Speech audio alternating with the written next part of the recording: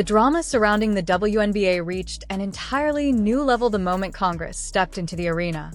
What had been dismissed for months as fan frustration, sports media noise, or exaggerated narratives around Caitlin Clark suddenly transformed into a political crisis with national implications.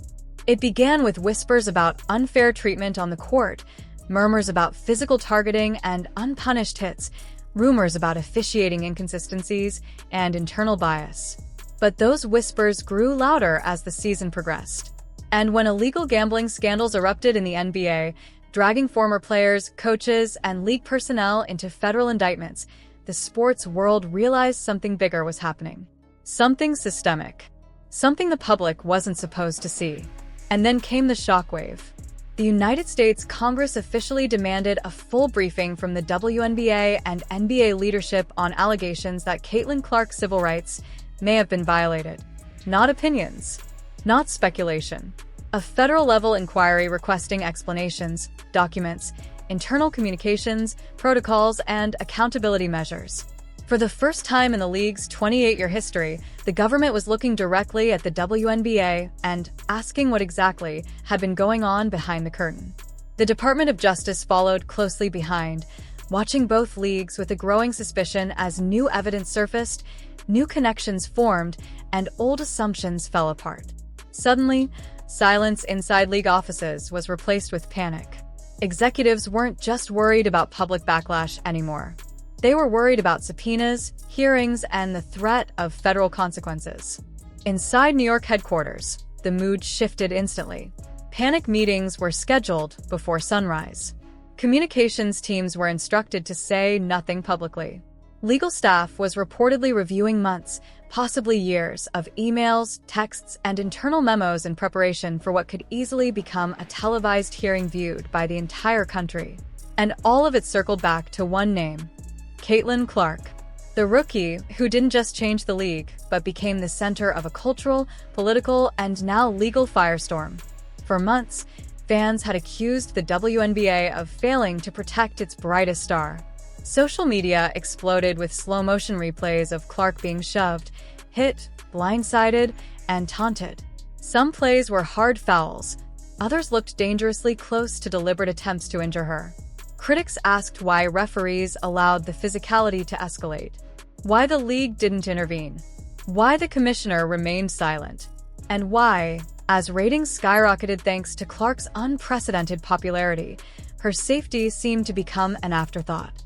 What made all of this even more volatile was the Wall Street Journal article published earlier in the year, which highlighted concerns that Caitlin Clark's rights as an athlete were being neglected. At the time, it was brushed aside as media sensationalism. But now, with Congress involved, that same article looks like an early warning sign, one the league ignored. The congressional briefing request didn't come from one side of the political aisle. It emerged from both parties, a rare bipartisan demand for transparency about how Clark's situation was handled. Lawmakers specifically want to know whether the league downplayed concerns to preserve its public image and financial momentum, whether internal complaints were ignored, whether executives chose silence over accountability, and whether Clark's massive popularity threatened the league's existing hierarchy in ways that fueled resentment on and off the court. But there's a deeper layer hidden beneath the headlines, one that connects this civil rights concern to the much larger scandal shaking the NBA. The illegal gambling probe that exposed a network of game manipulation, rigged injury reports, coded communication, and coaches allegedly influencing outcomes didn't just affect the men's league. It cast a long shadow over the WNBA as well. Both leagues share leadership. Both answer to Adam Silver. Both operate under policies developed jointly.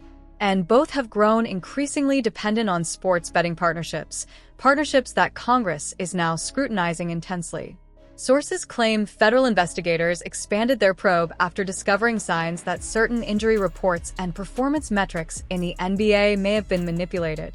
If true, it raises a terrifying question. Could the WNBA have been vulnerable to the same type of interference?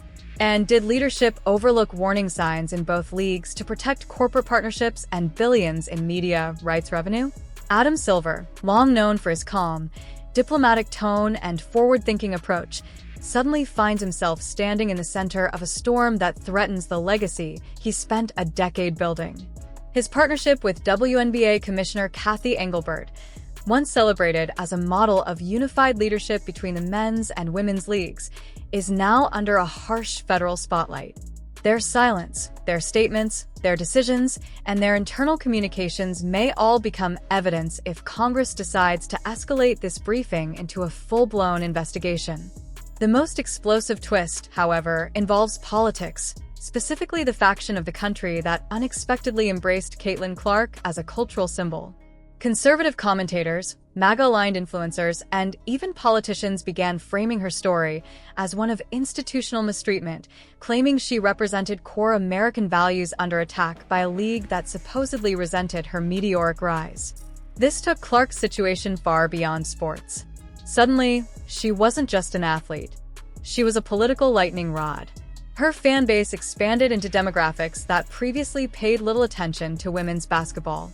Every foul against her became a national talking point. Every clip went viral. Every moment was scrutinized through cultural, racial, and political lenses. This shift forced Congress to act because it changed the scale of public pressure. Millions of voices demanded answers. Millions insisted the league was mishandling its biggest star.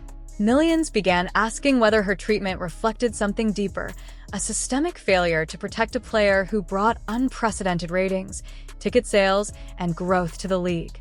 And once the story gained national traction, lawmakers realized they couldn't ignore it. Meanwhile, inside the WNBA, tension grew behind closed doors. Players whispered about the league's future. Agents contacted legal experts. Coaches worried about their own involvement in past decisions. Executives tried to maintain control as fear spread through every department. Reports suggested that the league wasn't just preparing statements, but rehearsing them, knowing that one wrong word in front of Congress could expose years of hidden problems. The congressional letter that triggered the panic was blunt. It demanded a full briefing from both Adam Silver and Cathy Engelbert. It asked for detailed explanations about the league's connections to sports betting companies. It requested clarity on policies designed to protect player welfare. And it explicitly referenced Caitlin Clark's alleged civil rights violations, using language so severe that even seasoned analysts were stunned. The phrase civil rights violation implies discrimination, negligence, or misconduct at an institutional level, far beyond sports drama or controversial officiating. It suggests the government suspects the league may have failed its ethical and legal duty to protect an employee, especially one who became the largest financial driving force in the league overnight. Inside league headquarters, anxiety reportedly reached its peak. Legal teams dug through archives. PR executives debated whether to issue a statement or remain silent. Ownership groups demanded updates. Meanwhile, fans pressured the league relentlessly, demanding transparency and accountability. Supporters of Clark flooded social media with hashtags, petitions, and calls for hearings. Every clip of Clark getting fouled resurfaced. Every interview highlighting her lack of league protection gained new traction. The story had escaped the sports world and entered mainstream cultural discourse, becoming one of the most discussed narratives of the year. The most unsettling element in all of this is the fear inside the league that one domino falling will trigger a collapse no one can control. If Adam Silver is forced to testify publicly, if he is pressured into revealing names, decisions, or ignored warnings, the entire structure of both leagues could be exposed. If Engelbert is questioned about internal complaints or mistreatment allegations, her career and the WNBA's credibility could be on the line. And if Congress uncovers misconduct, the consequences could be devastating, ranging from sanctions to leadership removals, lawsuits, lost partnerships, collapsed media deals, or even federal oversight requirements. The WNBA, a league that spent decades fighting for visibility and respect, now risks being remembered not for its progress, but for its scandals. Yet, for Caitlin Clark and those who believe she deserved better protection, this moment carries a strange duality. It is both a crisis and a reckoning.